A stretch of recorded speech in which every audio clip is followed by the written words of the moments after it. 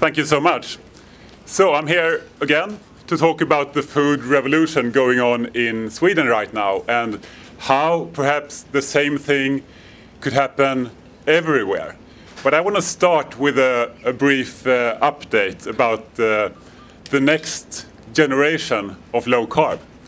Because last year on the cruise, my girlfriend was with me and she was eating a strict low carb diet while pregnant. And this is our daughter, Clara. So she's 7 months old now. She doesn't eat any grains, no refined sugar, and she's really healthy. Plus, yeah, she's slightly above the median, you could say. Yeah. We were given a special low-carb cruise T-shirt last year, and here it is. So, thank you so much. Okay, moving back to the food revolution. I'm going to talk about 4 things today. The first is why we desperately need a revolution. The second thing is that it's already starting in Sweden. And the third, the science behind it. And finally, how we could make it happen everywhere. So, I usually start with David. Because this is the famous statue, of course, by Michelangelo. Because a lot of people see this as a sort of ideal male body, like a young Greek god. But this is when David was living in Italy. Yeah, then he moved to the United States. And he started eating really healthy food, according to MyPlate. And this is what happened. So, not a pretty sight. But of course, David is not alone with this problem, because obesity has become a huge problem in the entire Western world, including, I mean, quite recently, including for many of the patients who come to see me. And the question is, why is this? And what can we do about it? I'm trying to do some small part in this. So I started a blog in Sweden 4 years ago.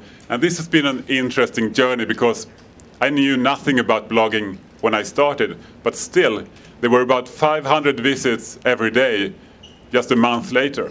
So obviously, this is a topic that a lot of people find interesting, diet and health. A year later, 5,000 people were showing up each day. And this year, it's up to 35,000. So,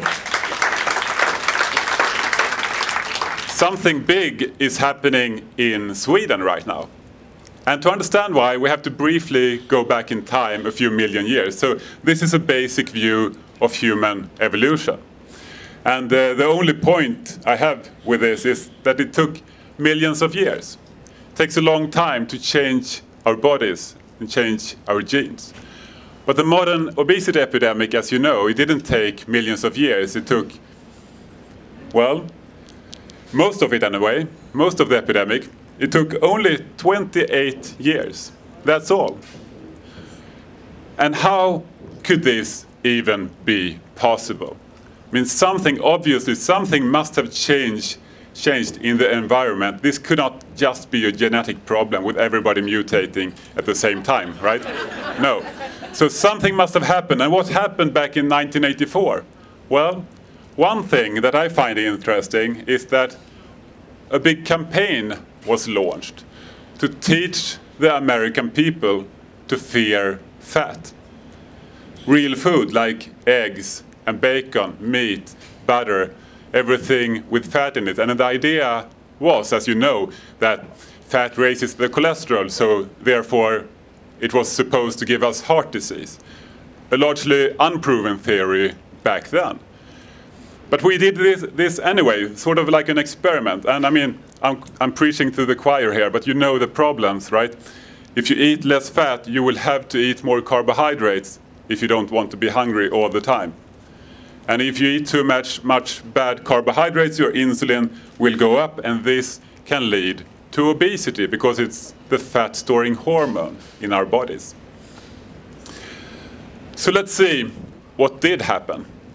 This is the official obesity statistics from the US in 1985, the year after this campaign was launched. How many people have seen these statistics? About half of you, maybe a third. Pretty shocking, actually. And if you take a look at this map, you can see that the white states, we don't even have any accurate statistics from this year because obesity wasn't a huge problem back then. But in the blue states, there are around 10% obese Americans. Okay, let's move ahead 2 years at a time. 1987, 89, 91, 93, and 95. You see something's happening rapidly. And these dark blue states that weren't around at all just 10 years before are now covering half the nation. And that is over 15% obesity. So that's a huge increase in only 10 years. 97, 99, 2001, 03, 05, 07, and 2010. So you see America changing color all over, and the blue state, the yellow states, that's over 20% obesity. So that's double what it was just a couple of decades earlier. And the orange states, covering most of the nation, that's over 25% obesity, and the red states over 30. So the obesity is spreading like a cancer across the country, and obese Americans have become common in just a couple of decades.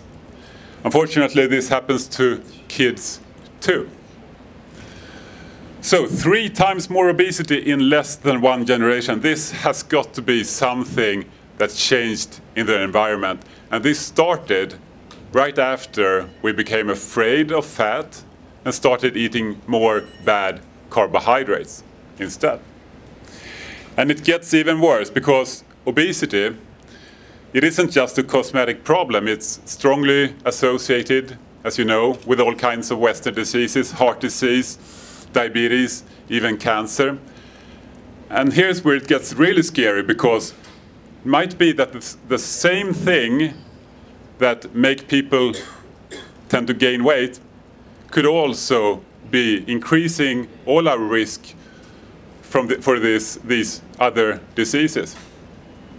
It's really scary when you consider that the obesity epidemic isn't stopping. It's just there are new records every year. And you might wonder where it's going to end.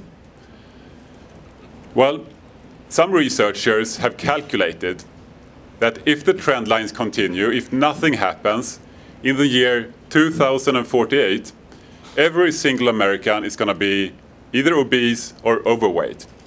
Nobody is going to be normal anymore. And obviously that's just crazy.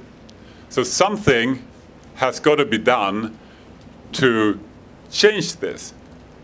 And perhaps we can find some ideas in the place where I come from, which is a small country in Northern Europe called Sweden. And there are 9 million Swedes, of which about 20 are here today, I think. Do we have a show of hands? We're all in this section. Okay.